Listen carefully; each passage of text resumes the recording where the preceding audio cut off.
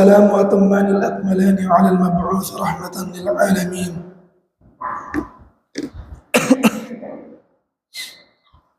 وعلى آله وأصحابه ومن تبعهم بإحسان إلى يوم الدين. اللهم لا علم لنا إلا ما علمتنا فعلمنا ما ينفعنا وزدنا علما. اللهم أصلح لنا شأننا كله ولا تكلنا إلى أنفسنا طرفة عين. اللهم أرنا الحق حقا وارزقنا اتباعه وأرنا الباطل باطلا وارزقنا اجتنابه ولا تجعل الأمر ملتبسا علينا فنضل. أما بعد، jamaah rahmati Allah subhanahu wa ta'ala di banyak ayat dalam Al-Quran mengandengkan perintah untuk beribadah hanya kepada Allah subhanahu wa ta'ala dengan berbakti kepada orang tua. Setiap kita, baik yang masih muda atau yang sudah dewasa atau bahkan yang umurnya telah senja, semua kita adalah anak. Kita adalah sosok yang dahulu dirindukan kehadirannya. Kita adalah sosok yang ketika kita sakit menangis orang tua kita. Kita adalah orang-orang yang tidak letih-letihnya membuat orang tua kita marah, pusing, bahkan ada yang berpikir untuk meninggalkan dunia ini. Karena begitu berat tanggungannya sebagai orang tua.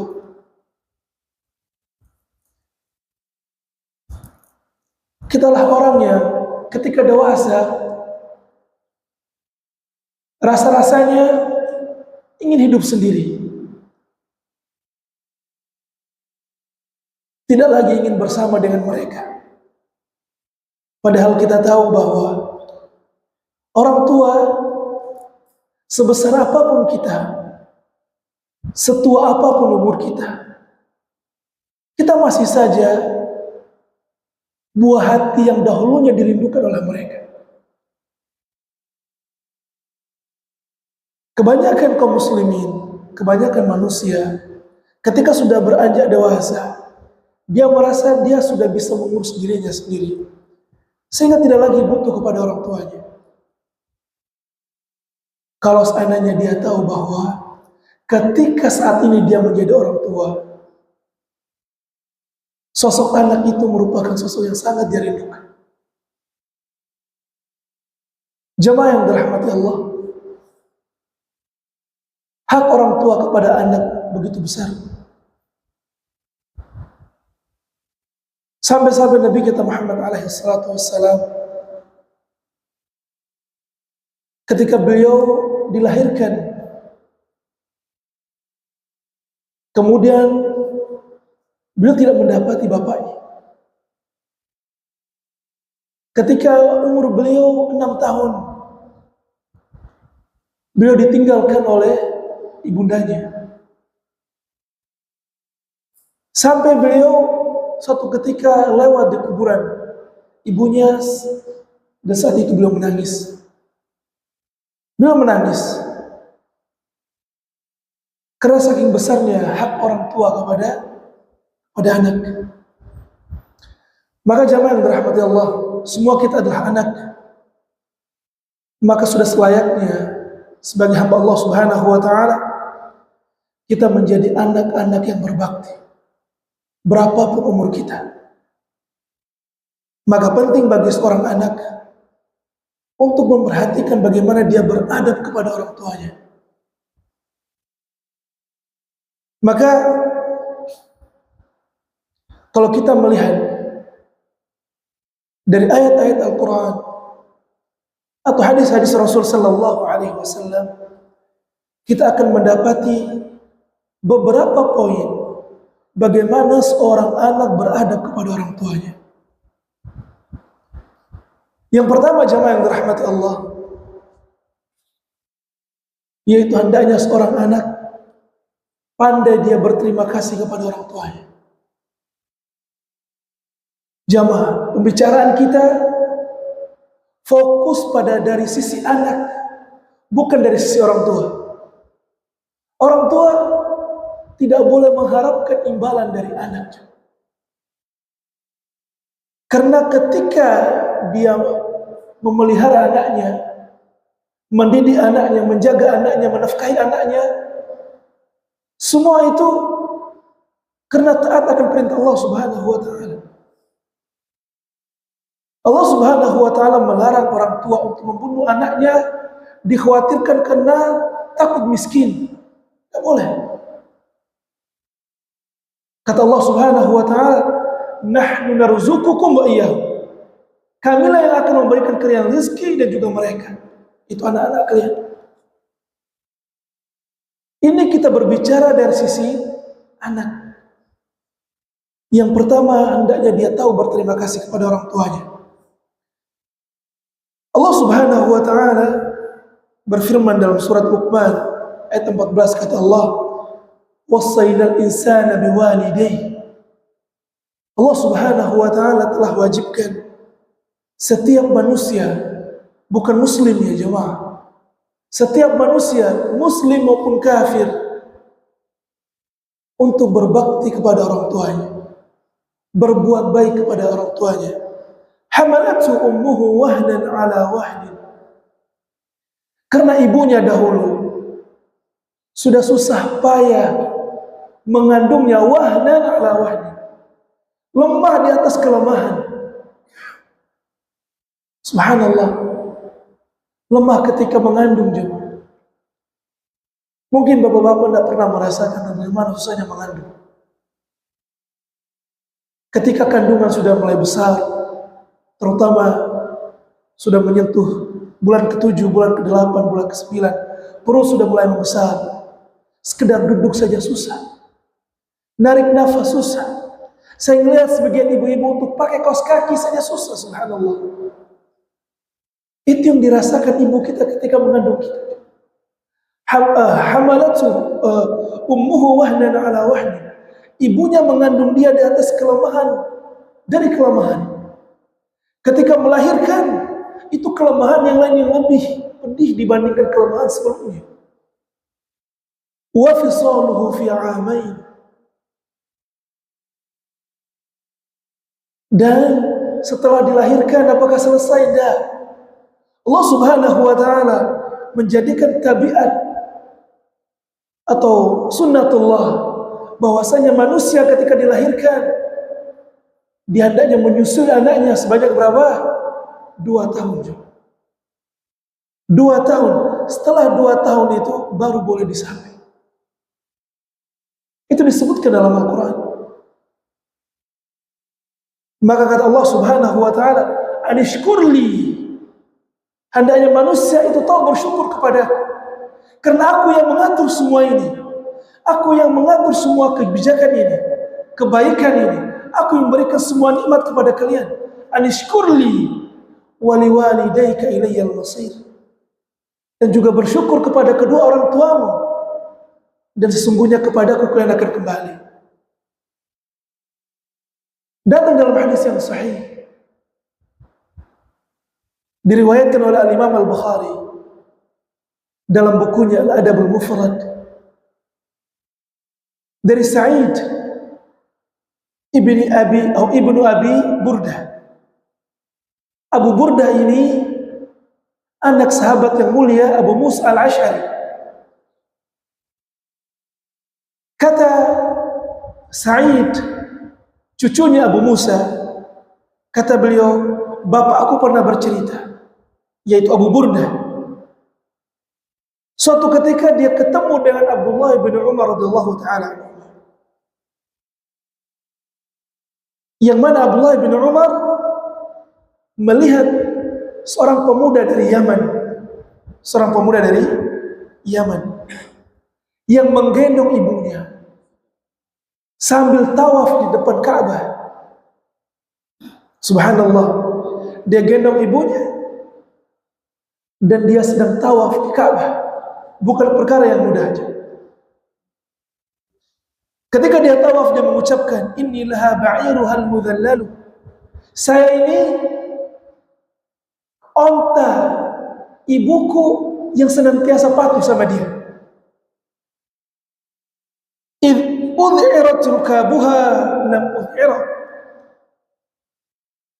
Kalau seandainya semua tunggangannya merasa capek, takut untuk melanjutkan memikul ibuku dalam kondisi tawaf, maka saya tidak akan pernah lari, saya tidak akan pernah takut. Mahummilat wa arda'atni aktsaru. Sesungguhnya ketika dia mengandungku dan ketika dia menyusuiku, itu lebih besar budinya daripada apa yang saya lakukan sekarang. Allahu Rabbi dzul jalalil akbari. Sesungguhnya Tuhanku hanya Allah Subhanahu wa taala yang maha kuasa lagi maha besar. Kemudian ketika dia melihat Abdullah bin Umar radhiyallahu taala anhu, kemudian dia mengatakan, "Atarani jazaituha?" Wahai Abdullah bin Umar, apakah kau melihat aku sekarang ini telah membalas budi ibuku? Saya menggendong dia, tawaf, sa'i, bukan perkara mudah aja. Bapak-bapak yang pernah haji tahu, atau yang pernah umroh tahu bagaimana susahnya tawaf, jauhnya sa'i, Safa Marwah 7 kali, bukan perkara mudah. Kata dia, atarani jazaituha. Wahai Abdullah bin Umar, apakah menurutmu saya telah membalas budi baik ibuku? Kata Abdullah bin Umar radhiyallahu ta'ala anhu, la wala bi zafrati wahidah aw wala bi zafratin wahidah. Tidak, sekali-kali tidak. Sampai pun untuk membalas sedikit hantakan dia ketika ngeden mengeluarkanmu dari perutnya, engkau tidak bisa membalasnya. Sekali ngeden saja, sekali dia menghentakkan nafasnya untuk melahirkan engkau tidak bisa membalas itu. Apalagi membalas semua jasa baiknya dari dia melahirkanmu sampai dia membesarkan. Subhanallah. Ini diantara jasa besar seorang ibu dan orang tua secara umum. Maka hendaknya seorang anak tahu dia berterima kasih kepada orang tuanya. Kemudian yang berikutnya, jemaah yang dirahmati Allah, hendaknya seorang anak melembutkan suaranya ketika dia berbicara dengan orang tuanya. Ikhwan, akhwat fillah, kita ini laki-laki terutama, dahulu sebelum mendapatkan istri kita, kata-kata kita tidak ada yang kasar, lembut. Apa kabar? Sudah makan ke belum? Kenapa? Karena kita ingin mendapatkan cintanya. Kita ingin meluluhkan hatinya untuk menjadikan dia sebagai pendamping hidup kita. Ikhwan, akhwat fillah, ketika kita melembutkan suara di hadapan orang tua kita, sesungguhnya kita sedang merayu Allah Subhanahu wa ta'ala untuk memberikan surganya kepada kita. Kalau seandainya dahulu sebelum kita menikah dengan istri kita, kita mati-matian melembutkan suara, memberikan bunga, merangkai kata-kata yang indah untuk meluluhkan hatinya, maka lebih harusnya kita melembutkan suara kita untuk mendapatkan surga Allah Subhanahu wa ta'ala di hadapan orang tua kita. Allah Subhanahu wa ta'ala katakan dalam surat Al-Isra ayat 23, wa qadha rabbuka alla ta'budu illa iyyah. Allah Subhanahu wa ta'ala telah wajibkan bahwasanya manusia tidak boleh beribadah kecuali kepada Dia saja. Wa bil walidaini ihsana, dan hendaknya seorang anak berbuat baik kepada orang tuanya. Imma yablughanna 'indaka al-kibar, kalau seandainya orang tuamu, kedua orang tuamu hidup di sisimu dan dia telah tua renta, salah seorang di antara keduanya, au kilahuma, atau kedua-dua mereka, fala taqul lahuma uff, janganlah engkau mengatakan kepada keduanya apa? Uff. Apa uff itu jemaah? Sebagian orang mengartikan uff itu apa? Ah, dah. Bukan ah. Uff itu disebutkan oleh para ulama. Uff itu ketika kita diminta oleh orang tua, kemudian kita seperti ini. Jelas kira-kira? Kita tidak ridho dengan permintaan orang tua kita. Sesak nafas kita, kemudian kita mengeluarkan suara apa? Itu uff. Makanya kata para ulama, kalau seandainya ada suara yang menunjukkan ketidakridhoan kita atas permintaan orang tua kita yang lebih rendah daripada suara itu, maka Allah akan sebutkan dalam Al-Quran. Kalau seandainya bernapas keras karena tidak ridho dengan keinginan orang tua, itu dilarang. Bagaimana dengan orang yang berkata kasar kepada orang tuanya? Bagaimana dia yang memukul orang tuanya, menendang orang tuanya, mengusir orang tuanya? Allah musta'an. Islam tidak mengajarkan seperti itu. Islam mengajarkan kalau seandainya engkau itu saja tidak boleh kepada orang tua, maka berkata lembut, melembutkan suara di hadapan orang tua itu sesuatu yang dituntut dalam Islam. Dosa seorang anak yang tidak berkata lembut kepada orang tuanya.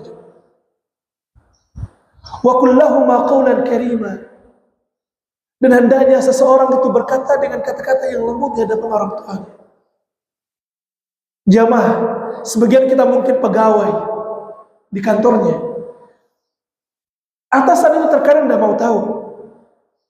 Kalau seorang anak buah tidak bekerja sesuai deadline yang diminta, waktu yang diminta, maka dia akan dimarahi.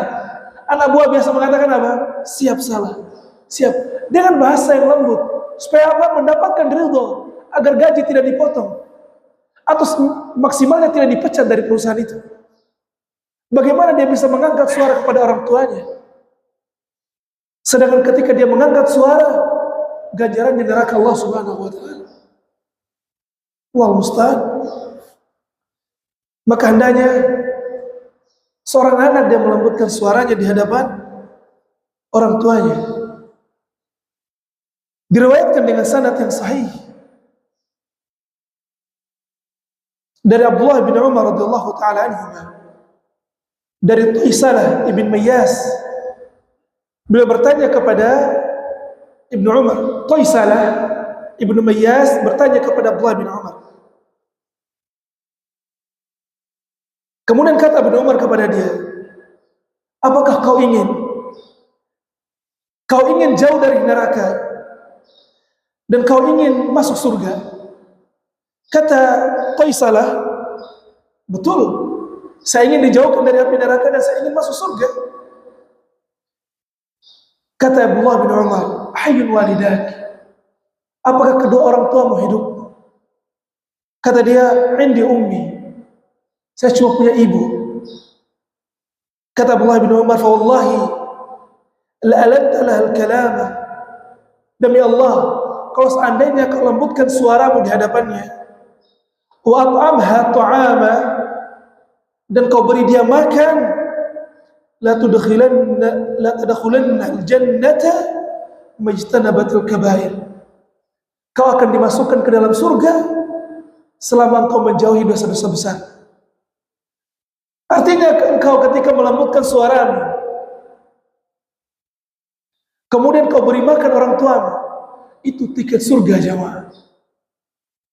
Makanya seorang anak hendaknya dia perhatikan ini. Ketika orang tuanya masih hidup, itulah pintu surganya dia, yang paling dekat. Jangan pernah sia-siakan itu. Kemudian di antara adab kepada orang tua, jangan pernah membuat orang tua marah. Jangan pernah membuat orang tua marah. Kata Nabi sallallahu alaihi wasallam dalam hadis yang hasan diriwayatkan oleh Imam Tirmidzi. Kata Nabi, "Thalathu da'watin mustajabat." Thalathu da'watin mustajabatun lahunna la syakka fihinna.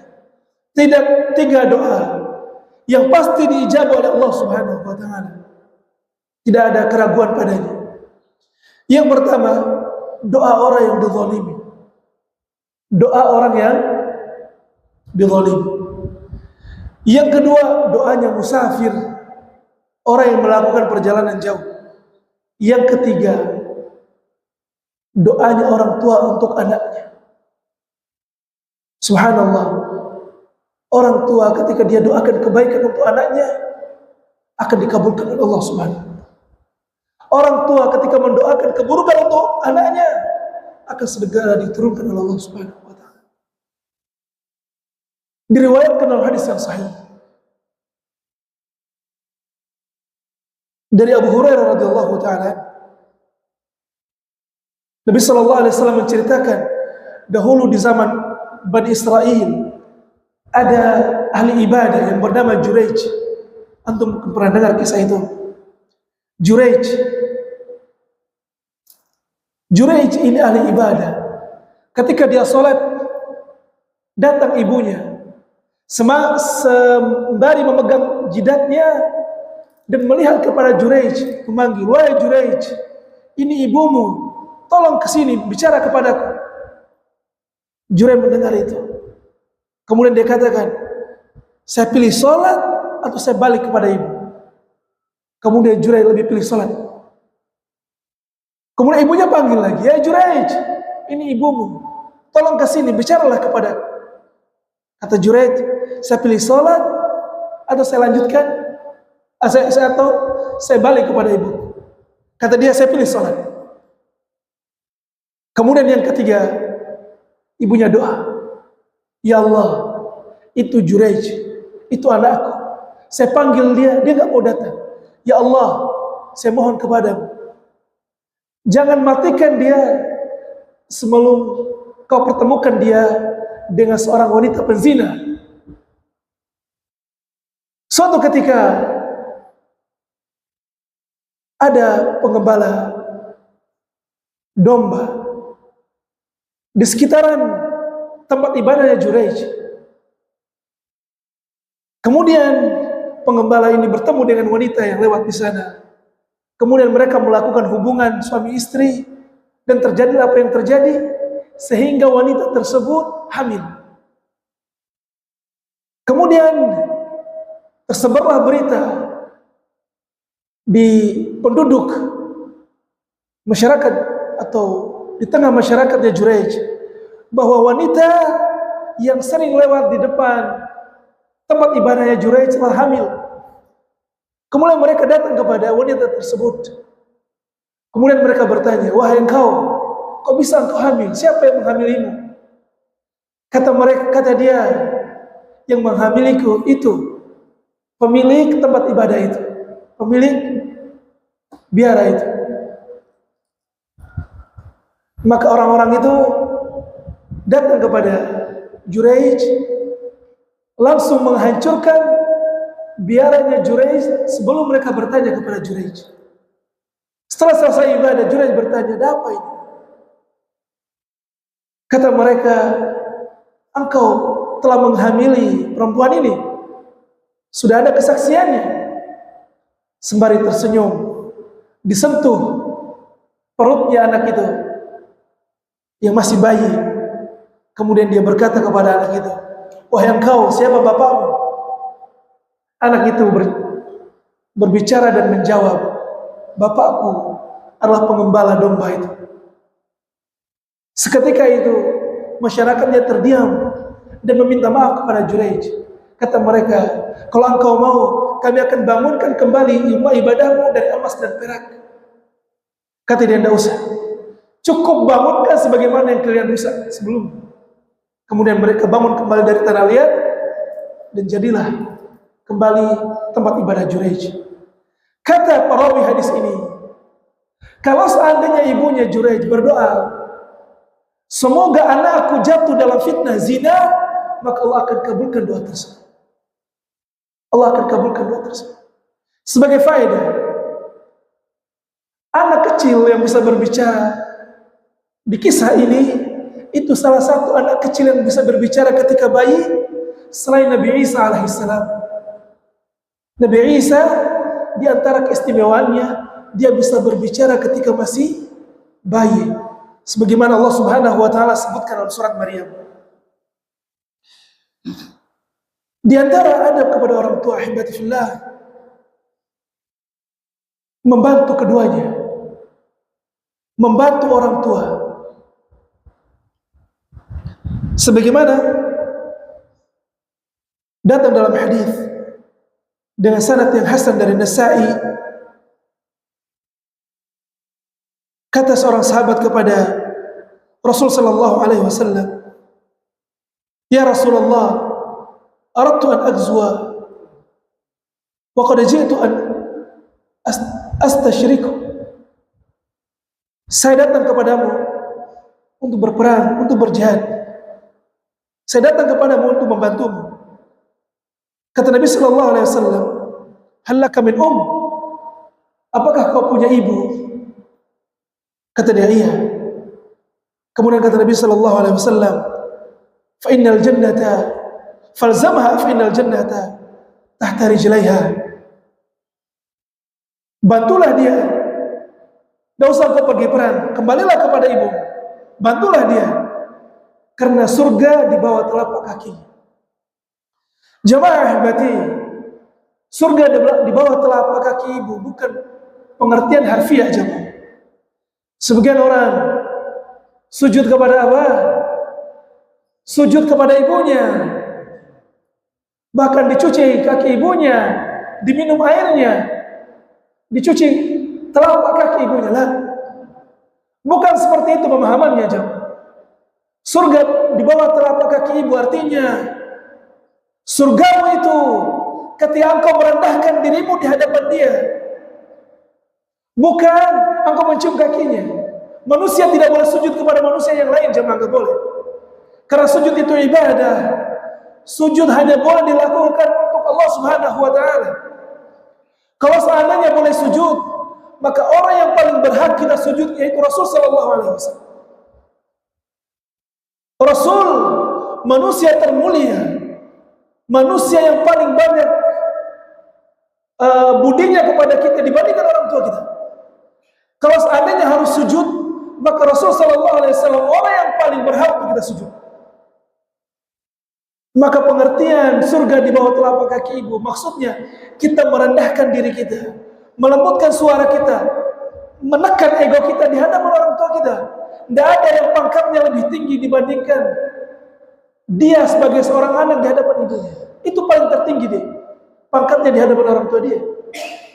Maka maksudnya surga di bawah telapak kaki ibu itu ketika dia merendahkan dirinya di hadapan orang tuanya. Sebagaimana firman Allah Subhanahu wa taala, "Waqfid lahuma janaha dzulli min rahmah." Engkau rendahkan dirimu dengan penuh rahmat di hadapan orang tuamu. Itu sebagaimana Allah Subhanahu wa taala sebutkan dalam surat Al-Isra ayat 23. Waqfid lahum janaha dzulli min rahmah. Maka jemaah ahibati, surga di bawah telapak kaki ibu jangan disalahartikan. Sebagian orang mencuci kaki ibunya, meminumnya, ketika ada perkara yang tidak dia senangi dari orang tuanya, diangkat suaranya. Bahkan ada sebagian wanita yang mau menikah dengan laki-laki pilihannya, sedangkan orang tuanya tidak ridho. Itu durhaka ya jemaah. Durhaka. Laki-laki pun demikian. Kata dia, saya nggak perlu wali, saya cukup nikah dengan wanita yang saya pilih. Sedangkan orang tua kandungnya tidak ridho, maka dia tidak berhak Tidak pantas dia menikah dengan wanita tersebut. Kecuali sebabnya itu bukan sebab yang syar'i. Orang tuanya mungkin memilih wanita yang lebih buruk daripada wanita yang dia pilih. Mungkin hal itu bisa dikomunikasi. Akan tetapi anak dengan lancarnya dia menikah tanpa izin orang tua, maka ini bukan perkara yang baik. Itu durhaka kepada orang tua. Sebenarnya adab kepada orang tua sangat banyak, jemaah dirahmati Allah. Ana singkat aja. Yang terakhir, ketika orang tua telah meninggal dunia, amalan yang paling utama untuk keduanya yaitu mendoakan mereka, bersedekah untuk mereka, dan menyambung silaturahim atau menyambung hubungan dengan orang-orang yang menjadi kerabat dan teman dekat mereka.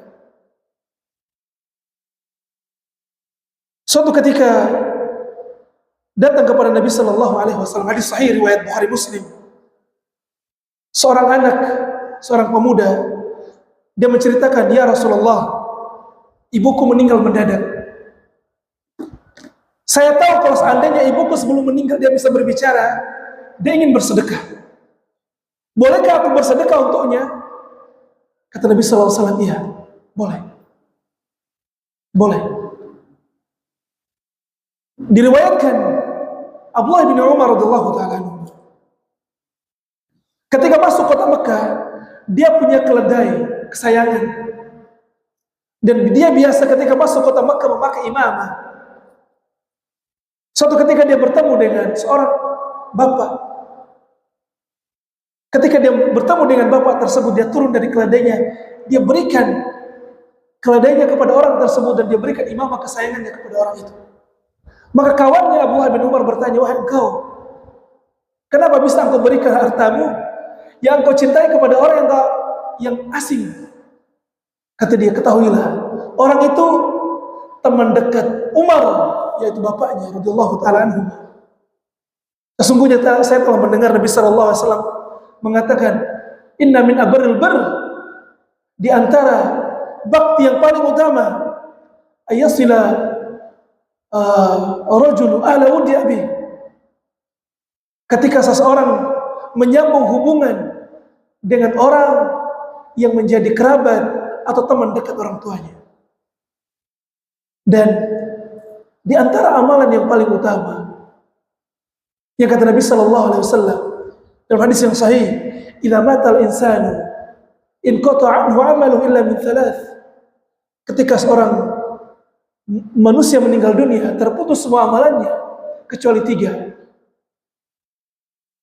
Sedekahun jariyah. Sedekah jariyah.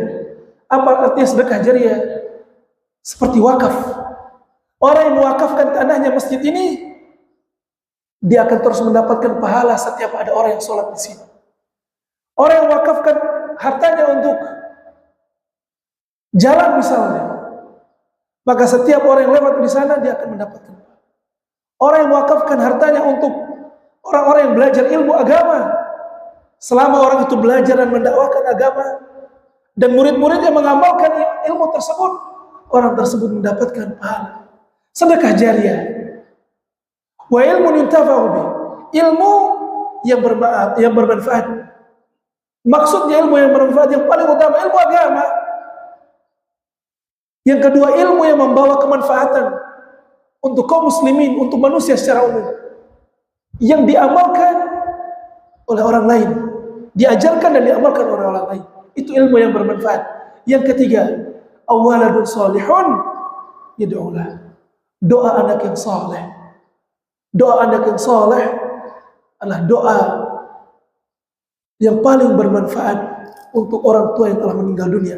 Disebutkan dalam riwayat yang sahih, ada orang tua di dalam kuburnya, dia mendapatkan hadiah-hadiah dari Allah Subhanahu wa taala, pengampunan dari Allah Subhanahu wa taala, yang dia merasa dia tidak pernah melakukan amalan yang bisa mendapatkan hadiah tersebut.